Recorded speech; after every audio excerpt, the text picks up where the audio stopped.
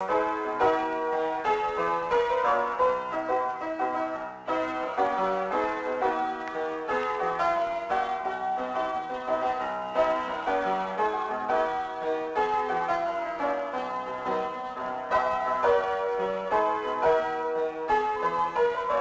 11:06 at WPSL 1590, the talk of the Treasure Coast. You're on Ask a Rabbi. And this is Rabbi Shafir Lobb of Congregation Eitz Chayim, your spiritual Jewish home on the Treasure Coast in Port St. Lucie. So welcome this Friday. It's a beautiful Friday out there. On the way in, I noticed so many dragonflies. They were just a bevy of them out there. I don't know what the plural is for dragonflies. It's that's kind of an interesting side, right? A pride of lions, a scurry of squirrels, rather. I'm sorry. A scurry of squirrels? A scurry of squirrels. There was a group of English folks who apparently didn't have a whole lot to do, and so they set up trying to figure out what was a good collective noun for different things. A prickle of porcupines, a prickle of hedgehogs.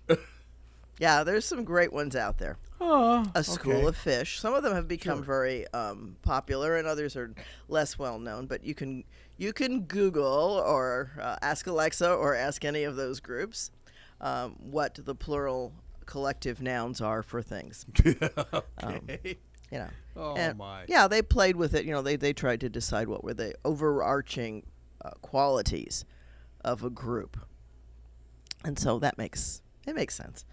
Kind of a fun thing, I guess, if you've got nothing else to do on an afternoon while you sit in the parlor because everybody else is doing the work and you're sitting there.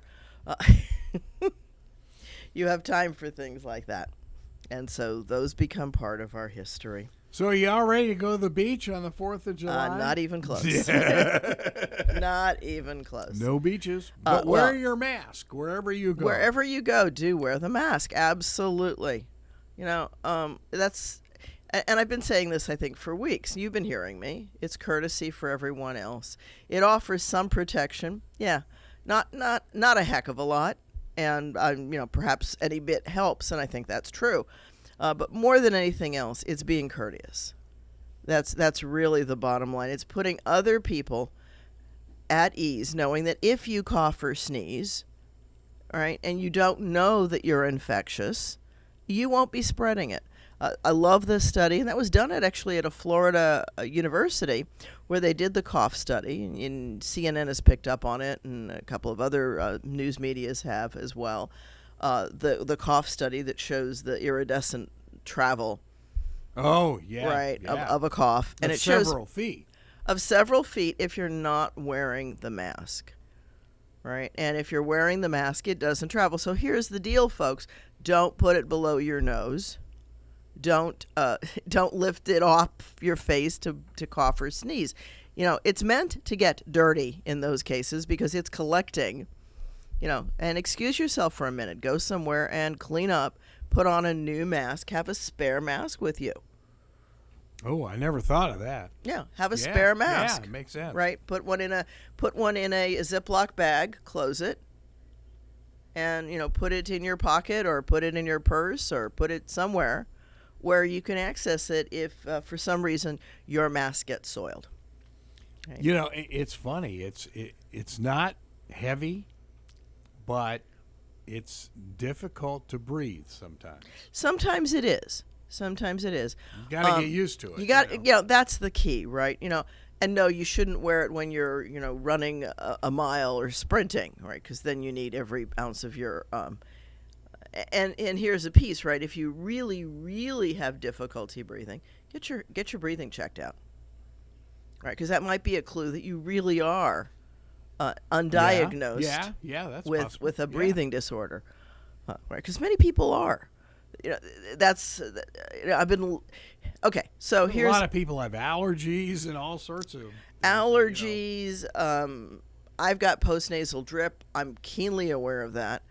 I can't remember a time when I haven't thought about it as I'm talking publicly, as I'm talking now, as I'm talking in services.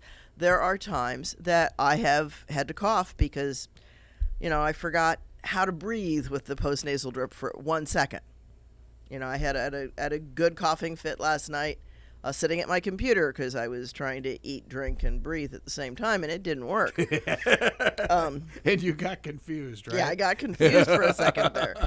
Opened the wrong things, and and it happens, right? We cough and we sneeze, and it doesn't mean that you're sick. Although I will admit that a few weeks ago, in the first wave, I was in Publix wearing my mask, and I had to cough, like 2 quick coughs. And I'll tell you, nothing clears out an aisle faster Oh my than God. coughing right now. Sure. Oh, yeah. yeah. That See the spread. I suddenly could get to anything I wanted in the market, and I no That's longer right. had to worry about Stay where other people away. were. Yeah, they were staying away from me. Oh. And I guess that was oh gosh, that was probably about a month ago now. So yeah. And I joked about it to my husband when I got home. I said, "Boy, I found out how to clear this space in Publix. All you have to do is cough." And I was wearing my mask. So at least those people were protected if I, in fact, had been infectious. I went to the store the other day, and fire department was there. So they were picking somebody up in an aisle. Ooh. And I'm going, oh, no. Yeah. Yeah. Yeah, it happens. It You know, happens. well, that's Those are the people that I think are just absolutely amazing. The first responders that Yeah. obviously they're all suited up and stuff, and it's Yeah. like, And they've got to be so warm. they're always warm, though. They're used to working warm. Yeah, I guess. Right, it's- so those of us who think, oh, I can't possibly do this. Yes, you can. You just have to acclimate to it, right? So here's all different kinds of things that I've acclimated to over my life, which, is, I would say at this point, middle length, hopefully. But I had to go to officer training, and our barracks was not air conditioned Ooh. in Tennessee. Oh, I was going to ask you, was it in the South? somewhere? It was, of course, in the Oh, South. Most of the God. military bases are in the South. Yeah, I did Lackland in San Antonio. Yeah. In June. Yeah. It's Yeah. like, oh yeah, great. I think mine was in May, so it you- wasn't we'll quite as see. warm, but yeah, But it's close. getting there. But it was very. I can imagine Tennessee would be Oh, yeah. humid. Yeah. Yeah. Yes, I was very hot the first week or so, but then I just got used to it. I acclimated to it. I lived in Israel for a year. I did not have air conditioning in my apartment. And it gets warm and toasty in... But were you on the water? No, I was in the Judean mountains. I was in Jerusalem. Ooh. So, mountains, the perennially blue skies, no rain in the summer of Jerusalem. And, But how hot did it get? and plenty hot. I don't even remember how much. We went one weekend down to Eilat, which is one of the big tourist areas there, just to cool off, to get down to the water and to the beach. Wow. And, but you did things like you misted yourself with water, you put cool things on yourself. You figured out how to cool off. It's what people have been doing for generations. It's only recent that we've had air conditioning, folks. We're I love it when there's a meme that goes around. This is right. Floridians can face a hurricane, but not the loss of air conditioning. Yes. Yeah. Oh.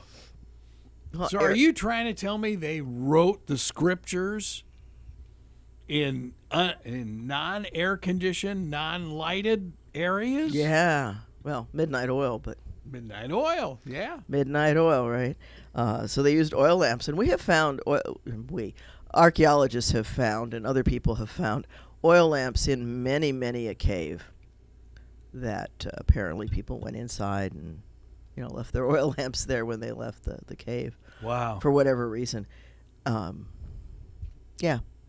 So we've done oil even before we did candles, because candles, it's hard to think of candles as being a technological advance, but making paraffin and putting a wick inside it is a lot more complicated than pouring a little bit of oil in a dish and putting a wick in it and lighting it. We were watching the Travel Channel and saw some, I guess, caves around Jerusalem. Oh, there's all kinds of caves all over the area. And a lot of cave carvings and stuff. Yeah. And it's like, whoa, this Yeah. is amazing. Yeah. There's just a ton of things like that people, and we're raising another generation, right? We're raising a generation that wasn't alive for 9/11. Yeah. Right? The incoming freshmen, not alive during 9/11, have no idea what it's like to not use a credit card to pay for things. Yeah. No idea what it was like to have a wad of cash in your wallet. Right? So that guys sat funny if they had a wad in their back pocket. Well, and now they're pushing all of us to go to cashless. Yeah, totally. Right. With Apple Pay and stuff like that. Yeah, so you're not even, and of course You're not even carrying credit cards anymore. It's your phone. Well, and with the idea that it's, because with every shift, there's a new wave of people who try to get what isn't theirs. Right? So, in the old days, it was pickpockets and muggings. Yeah. That happened frequently because people had cash. And all you had to do was separate them from the cash, and then it was yours. Which clearly, it's and people lost their lives to that, right? Muggings is one of the kinds of deaths, one of the violent crimes that has disappeared, not because law enforcement's gotten better, but because it's no longer profitable. Right? I hate to laugh, but yeah. But it's true, right? Because, Yeah. If you hand somebody your credit cards, then all you have to do is go home and close them. Right? Sure. And hopefully you do have, some idea of what credit cards you have in your wallet. Not that any of them are any good, but there is that, yes. Here, take these. You need headroom, right? Please take these. Oh. Yeah. Take over the bills, please. That's it. So we've changed, and I've talked about that other times, that I was actually, that one I was keenly aware of because we were selling jewelry and art at dog shows.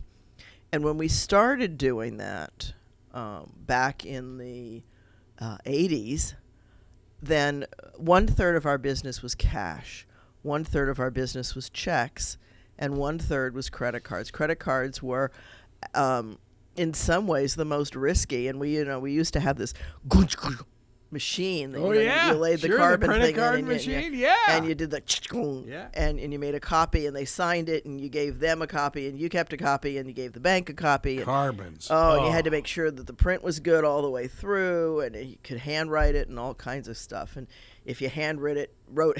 If you handwrote it, you had to get some kind of proof that you had the credit card there, and all kinds of stuff. And then slowly we went over, as cell phones came in, to a cell phone technology where you could put the credit cards through. And then checks became less desirable because now credit cards, you could find out if they were expensive for the merchant to use. You paid a high premium for them. You didn't pay anything for checks. But you ran the risk that a check couldn't be cashed. Sure. And then the big box stores, Walmart, and those guys suddenly were able to take your check and go and put it through, right, and read the little magnetic ink. And for those who don't know it, the bottom of the pre-printed deposit slips and the checks, that's magnetic, and it's read by the machine. It's funny you mentioned that. We were up at when IRSC was at the state tournament, and the official scorer was a young kid, and he was handing me halftime stats during our game, and it was really funny. I said, I guess you don't have a mimeograph machine. He just stared at me. I said, that was before the Xerox. Yeah. He said, this is a laser printer. He didn't even know what a Xerox was. Yeah, right. It's like you say, a young student. And the dittos. Oh, yeah. Right. You got it. The ditto machines. You bet. With all their colors and that wonderful smell of the ink. Yeah, you could get high on that stuff with all the all the chemicals in it. And people did, right? So those are all things that have passed And my parents had all of those, right? They had all of those machines. Oh, wow. At once well, because my father was a rabbi, so making copies of things was common for him. I can remember in high school or college, I forget which it is now, but being thrilled that I could get a reverse copy, right? The first photocopies were negatives. Yes. Remember that? Yeah. They were white ink or white writing on black. Yes. They came out dark because they made a negative first. Polarity. Yeah. Right, before they figured out how to Yes. make an actual Xerox. Right, and that's why it's called Xerox, because Xerox, one of the first companies that mastered that technology. And now we scan it and do all kinds of things. So time has changed.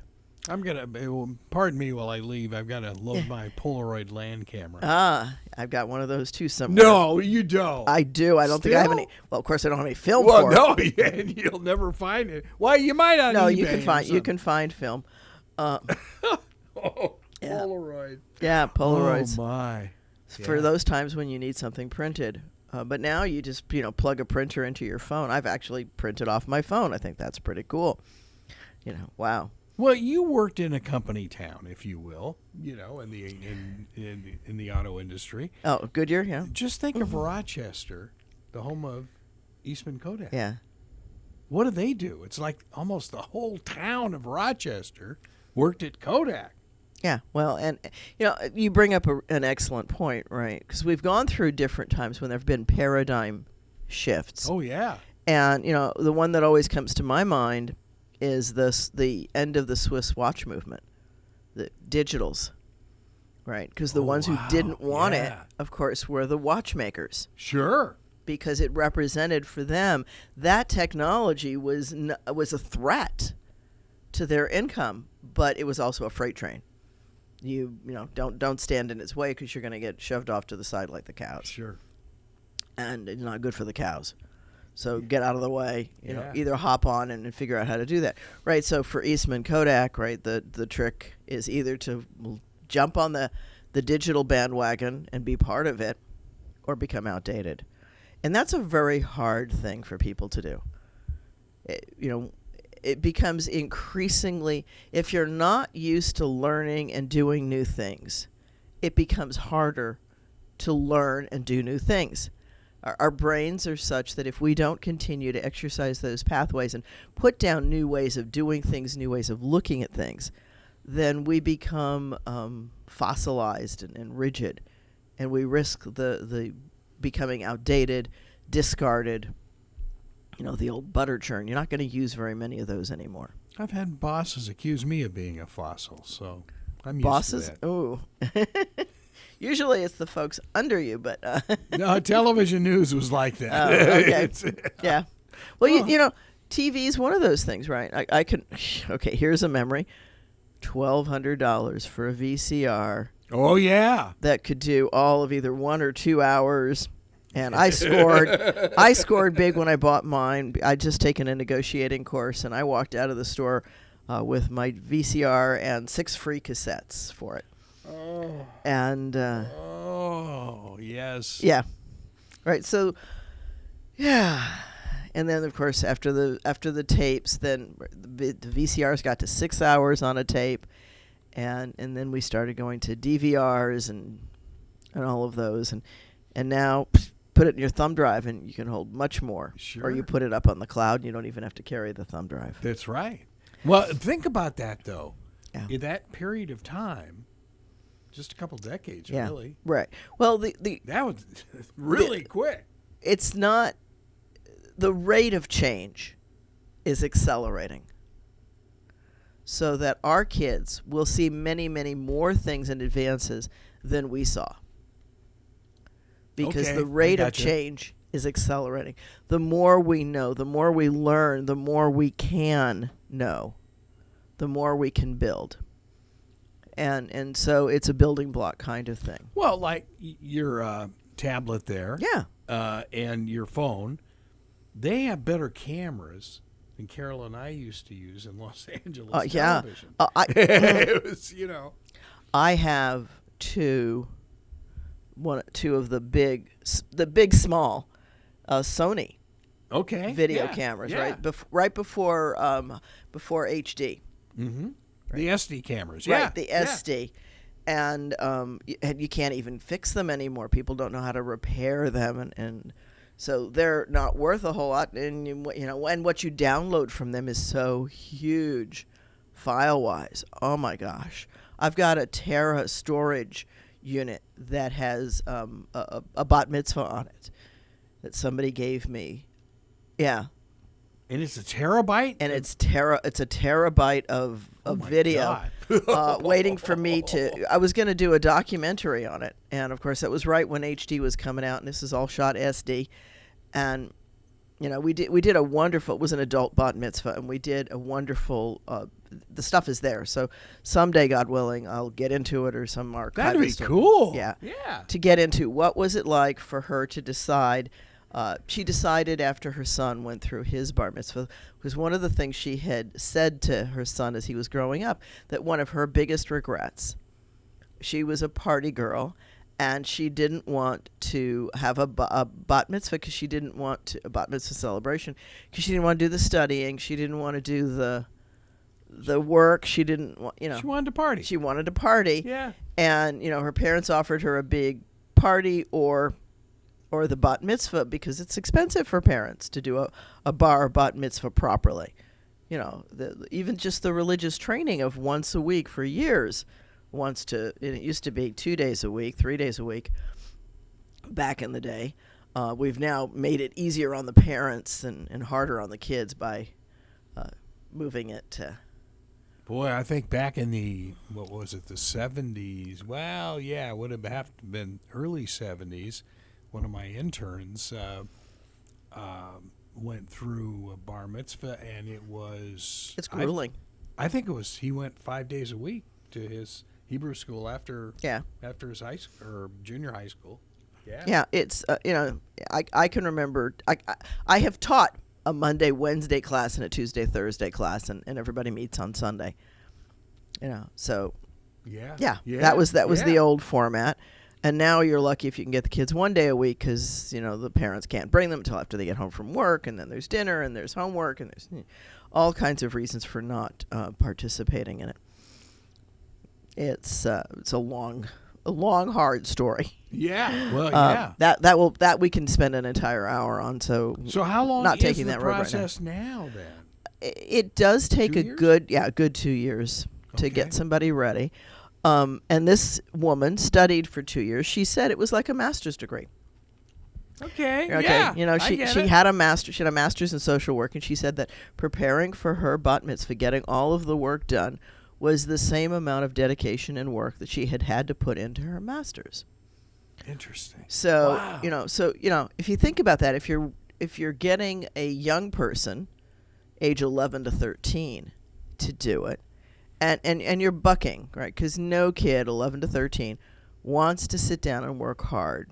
No kid, very few, really want to do it, really want to work hard and put in the effort. And so it's a test of the parents, right? Is the parent committed enough to the idea of passing on the tradition that the child steps into that river and does it? Interesting. Yeah. So, right. So, yeah, it's not an easy thing, but it's a very learning thing. Very often the parents learn more, right? And so it's interesting that in this case, this woman decided to do it after her son had gone through the process. And he actually went through, he was one of the older kids. He was a year older, and I will tell you that his bar mitzvah celebration was beyond impeccable. I didn't even need to be there. He was so prepared. And we have a picture of him just kind of like leaning on doing the Torah reading. He was so relaxed with it. And it's one of the few, I offer a lot of last minute prep sessions with the kids the last week or two. And I can remember with this young man saying to him a week before the bar mitzvah, is there anything that you want to polish up? What are you feeling uncomfortable about? Because that's a standard question for me. And he said, you know what? I'm pretty cool. I'm okay. Now, how old was he then? He would have then been 14. Okay. So it was one more year of maturity made a whole world of difference for him. Huh. And that young man has graduated college now. Uh-oh. Dating yourself. Yeah. Yeah, that was from my early days in Tucson. Okay. So, yeah, it was a wonderful bar mitzvah celebration. He did a wonderful job. His bar mitzvah celebration, the service was actually held in the Stone Avenue Temple, which is the first temple built in the Southwest, built in Tucson on Stone Avenue, way down where. And yeah, that's a non-air conditioned build. At least it was non-air conditioned then. Well, that's almost down to south. Yeah, Tucson. it's right by the barrio. Yeah, it's right. It's next way door. down there, right near the shrine. Yeah, the shrine temple. At the Masonic temple that's downtown, and all of that. It's the part of the old buildings. Yeah, there's now a Holocaust. The true old Pueblo. The true old Pueblo, right? You know, Tucson's one of those places that didn't really start to grow until there was air conditioning. Yeah, Right? I get that. You know, and the irony of that for me, when we lived there, we ran the air conditioner in July and August, and that was it. The rest of the time, we just used the cooler and had the doors open, and it was wonderful. Now, was it air or was it a swamp cooler? It was most of the year. It was the swamp cooler. Yeah. You know, the heater in winter, but as soon Yeah. as it started to get warm, you know, so you transitioned, right? You had the heater on in the winter, and then you ran the fan from the cooler, and that was enough. And then you put the cooler on, which for those who don't know is an evaporative cooler, and it's wonderful. It humidifies the air, and it makes it not such a dry heat. And for some people who don't know, I mean, Tucson's high desert, so it does get cold. Oh yeah, there because in the it winter. snows. Yes. Oh yeah. I've had to chisel my car out, you know, which was Yes. funny because when I left Ohio, I said to everybody, you know, you take my snow equipment. I was wrong. Oh. Yeah, I was teaching that we had one of the things that was wonderful in Tucson was they used to have, and they probably still do, a cup once a year where all of the rabbis from all of the different congregations come together and offer classes, and people take, I think, 3 different classes in the course of the evening. So you go ABC, and the rabbi teaches the same class, but it's a chance for the whole community to get to see what other rabbis teach. Yeah. And I came out of that, and I was one of the last ones to leave because I was also one of the organizers that year. And so till we got everything packed up and ready to go back to, because we used one of the schools to run it was called the Shuk, which means market, which is kind of funny. It was an educational market. And so I come out to my car, and we'd had an ice storm. It was an ice snow crud on my car. And I'm like, I walk out, and one of the other women says, "Yeah, you thought you left that behind in Ohio, didn't you?" Your scraper? That's, you know, the old credit card scraper. Oh yeah. No, I've done that too. Yeah. You know, at least I knew to do that, right? Thanks to my training in Ohio. Wow. Yeah. So, yeah, that's one of my memories out of Tucson. What can I say? Yeah, snow and ice. I used to hover in my house when it snowed and iced. And it's pretty up on Mount Lemmon. You know, Mount Lemmon has a ski resort. That's one of the things that I always thought was kind of cool. Right? Tucson, go to Tucson and ski down a diamond track. Sure. A diamond trail. We had to air evac our transmitter engineers one time in the snow when they couldn't get out. They couldn't dig their cars out. Yeah. It was amazing. I think it was 72 or 3. It was crazy. Of course, you know, at this point, I'm going to send out some love to Arizona with the Bighorn fire that's going on out there. An incredible Those number. pictures you sent are horrific, aren't they? Yeah, the acreage, it's over 100,000 acres have been damaged already, and as of yesterday, somebody was saying it was 54% contained. Oh my! That was 3 weeks ago when you sent pictures. Well, you know, those fires continue, right? They smolder and. Oh man! Whoa! Yeah. Oh. Yeah, that video shot by that fire department's like, whoa. Yeah.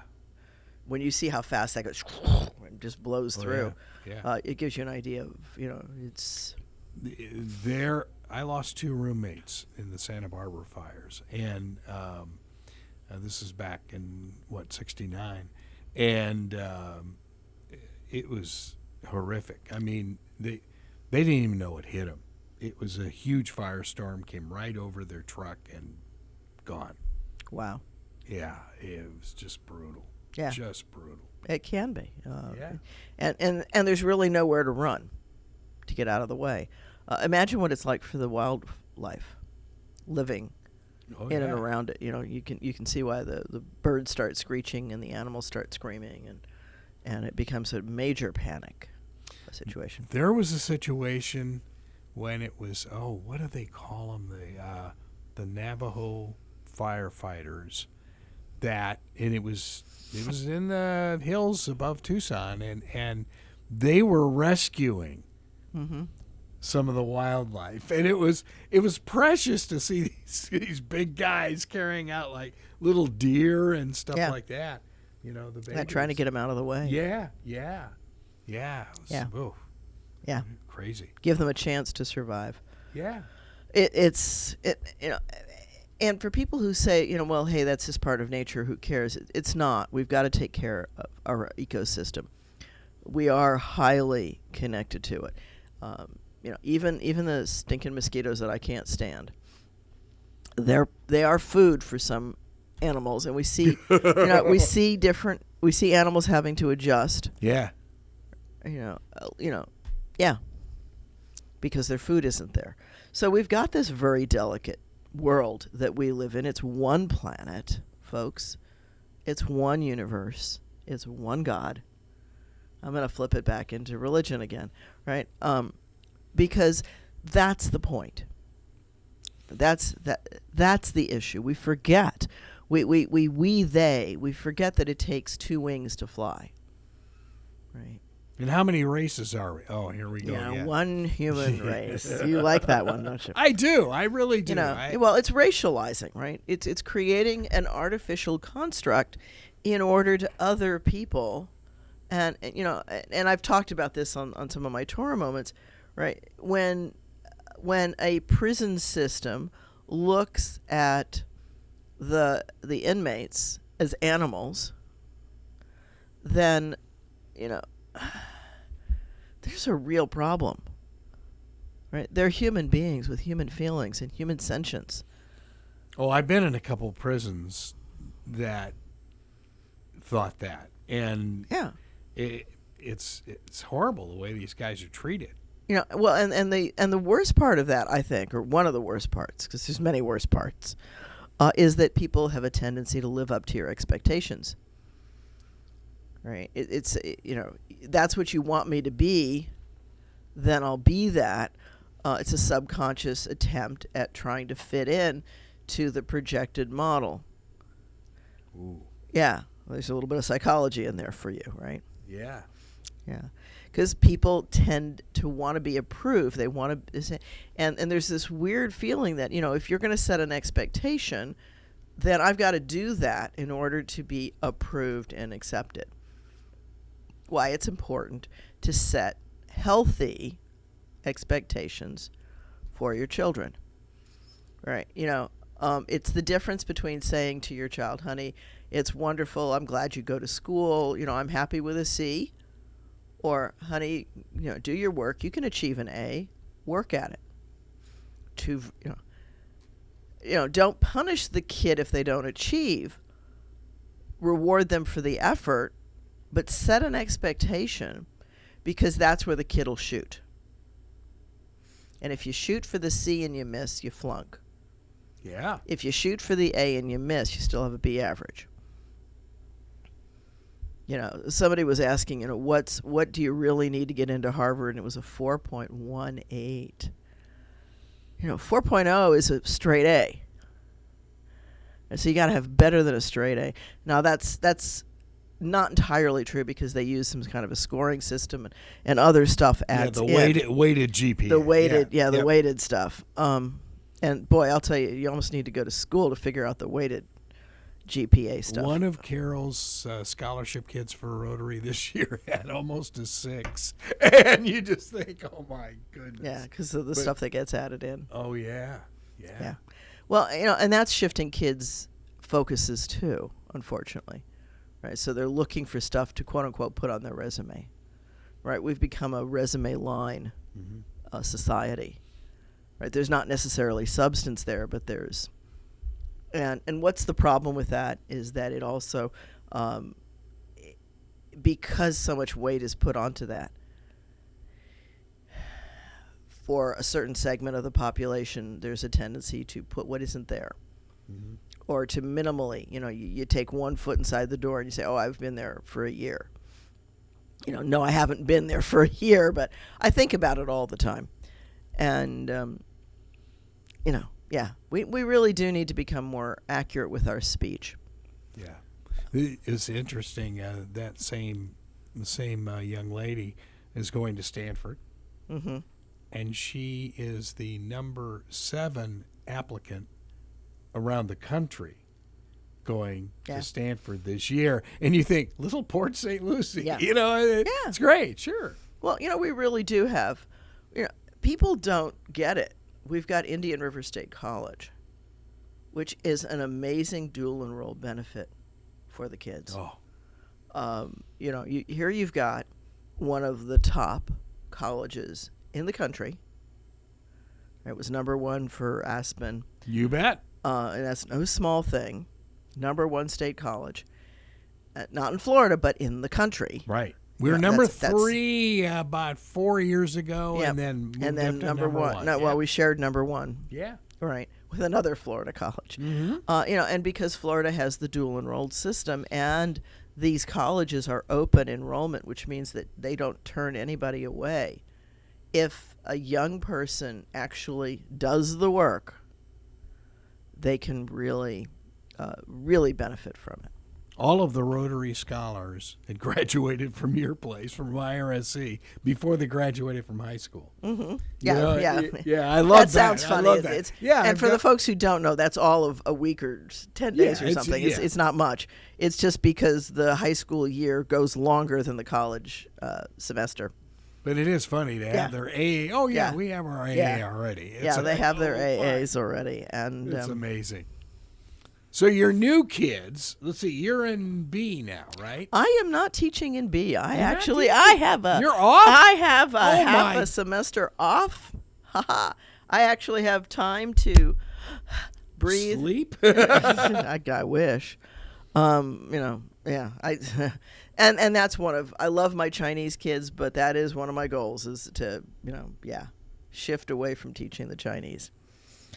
Because I've got to shift to doing more day teaching.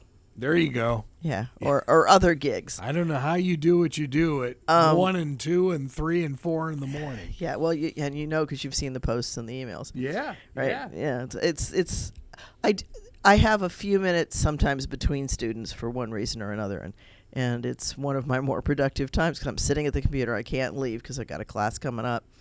So, I've got the classroom open in the corner, and I'm waiting for the student to come in, and I'm working on other things. Yeah. Well, I love Windows, right? Yeah. I love Windows.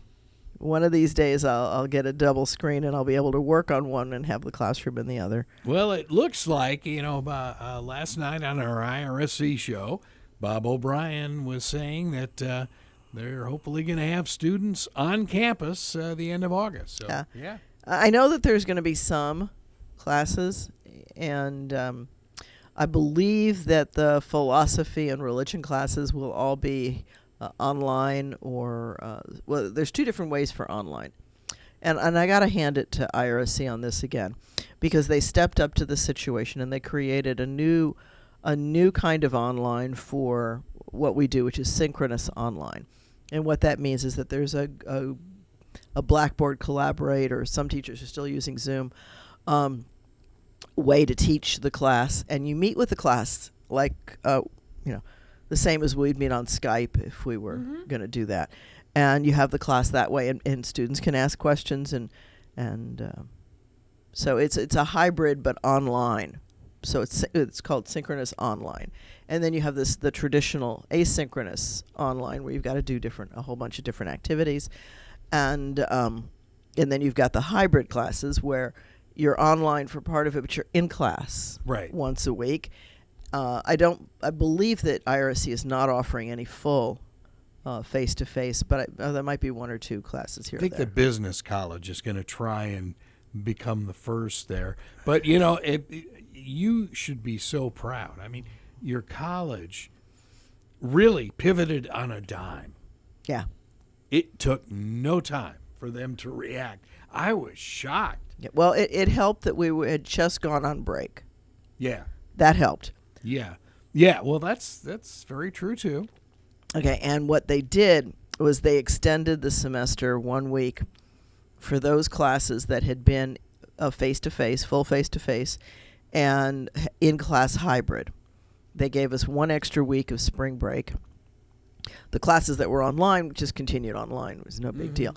But those of us, like I had hybrid classes. I think I had 1 online and 3 hybrid. So how many students? I don't know. I average about 40 students a class, 40 to 50 students. Large. Yeah. So it's pretty big. So we transitioned. And I set up the time for the synchronous to match the time we had been in class. So that for me was very easy. The hybrid classes were probably the easiest to transition because all you really had to do was move the lecture to a Collaborate or a Zoom, and I use Zoom. I confess I use Zoom, and it worked fine. Oh, yeah, sure. And, you just posted the link and the kids clicked on it. It was inside the shell. So, only people who had access to the shell had access to the link. And no, we did not get bombed because we didn't post it in a lot of places. I didn't email it to the students, so it didn't get any email hacking. It wasn't posted in any of the public places. And each class had its own different password. So it was very protected. Mm-hmm. And, that worked out well. And, it was stressful for a couple of students that need or benefit from the face-to-face tactile. For them, it was hard, and I had to work a little extra with some of them. But it was just a matter of touching, and not physically touching, but digitally touching. Yeah, Professor Williams was in here last night, and she was talking about, the video versus the auditory type classes, and I'm thinking, because I needed to be in a classroom. I'm just not disciplined enough. Well, for the, so I think the kids are learning a different discipline, right? And then they've got a different. Now, what you can't do when they're digital, right? So here's my phone, right? I can hold it off to the side, and you can't tell it as well. Right. Yeah. And of course, some folks don't even turn on the cameras. Oh. Right. So you have no idea what they're doing. No idea what they're doing. Yeah. Okay. Yeah. Or those folks that take a screen print and put that up.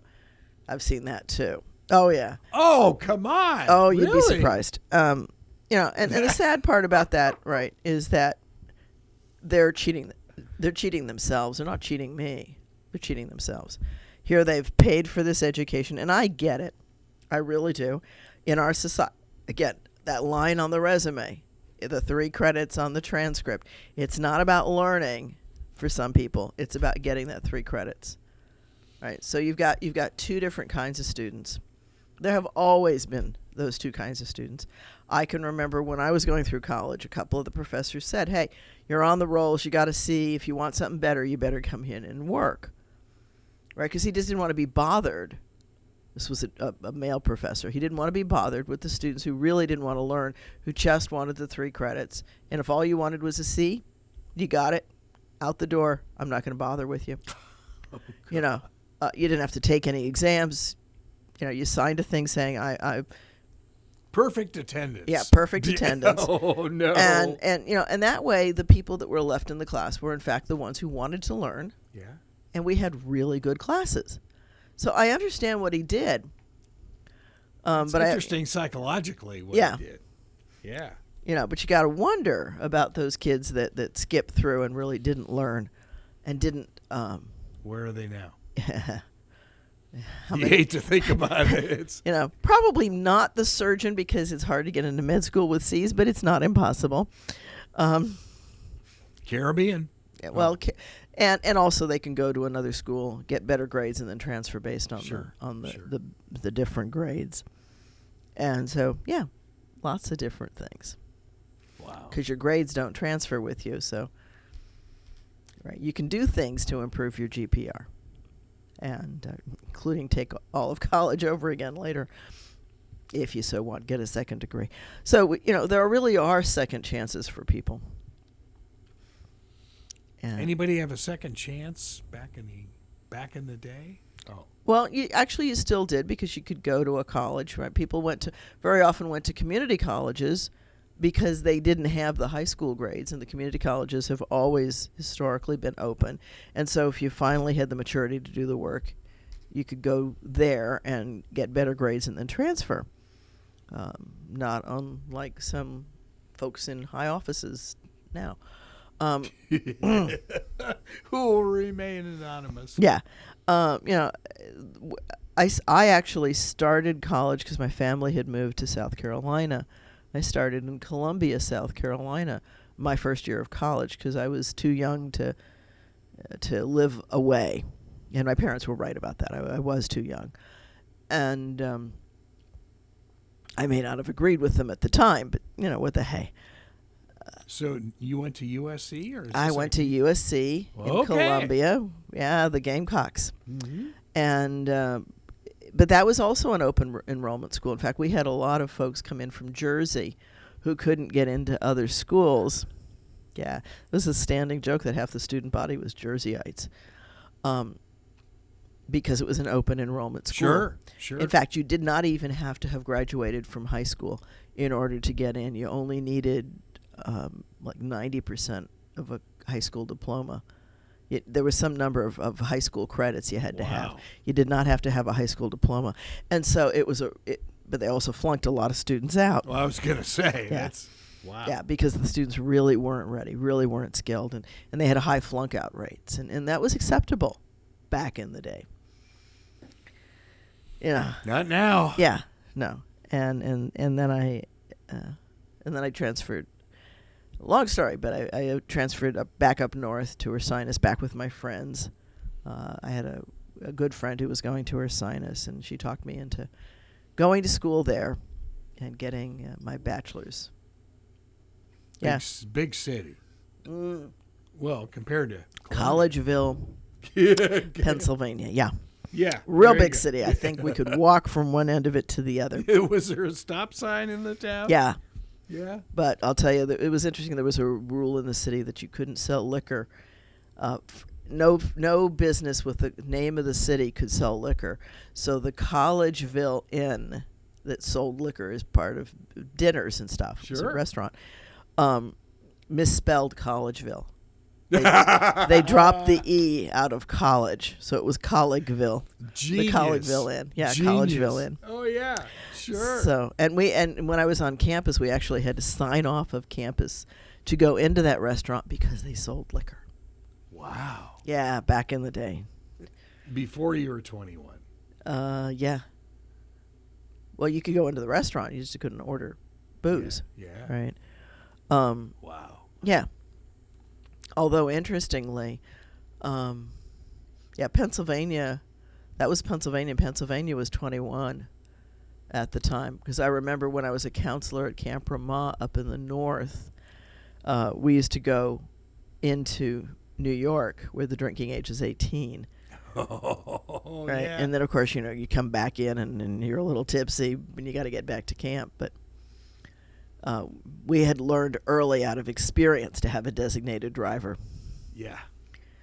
Because you had to get back to Ramah and your kids, and it didn't help if everybody was plastered. That's we didn't really get plastered, but we made sure we that had fun. Yeah, we had a little bit of fun. That's cool. Yeah.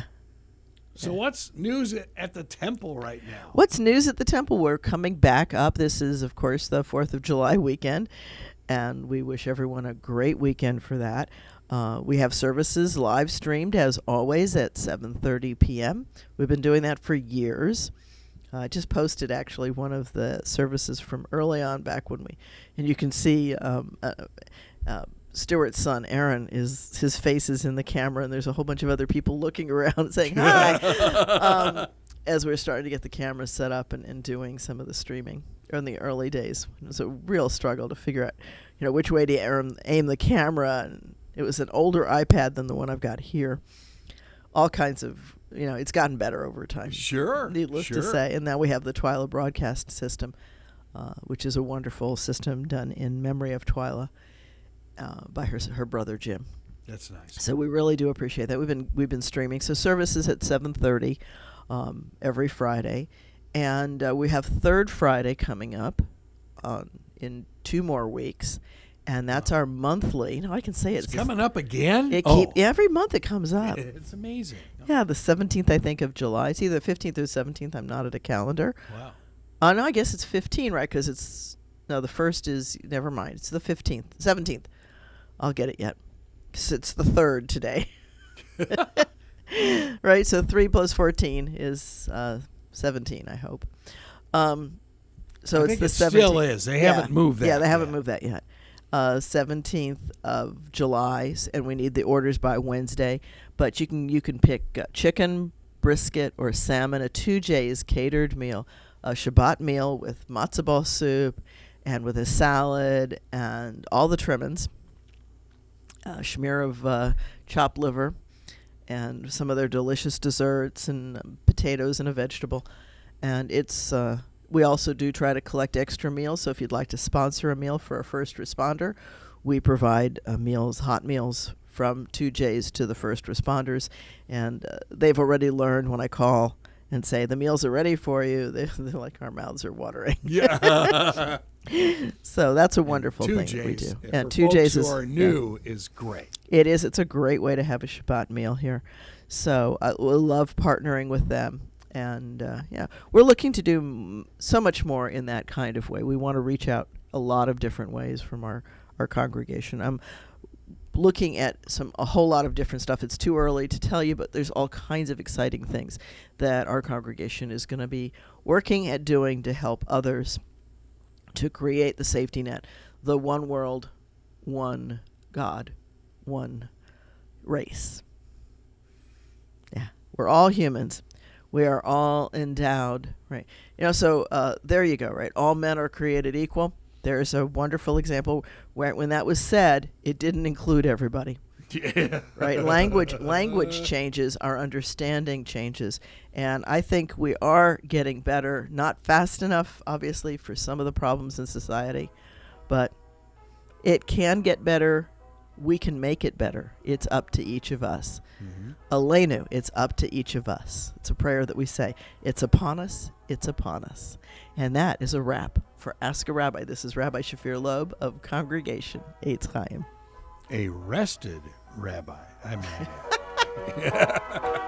See you next week. See you next week. You've been listening to Ask a Rabbi right here on WPSL, Port St. Lucie, WPSL.com, webcaster to the world.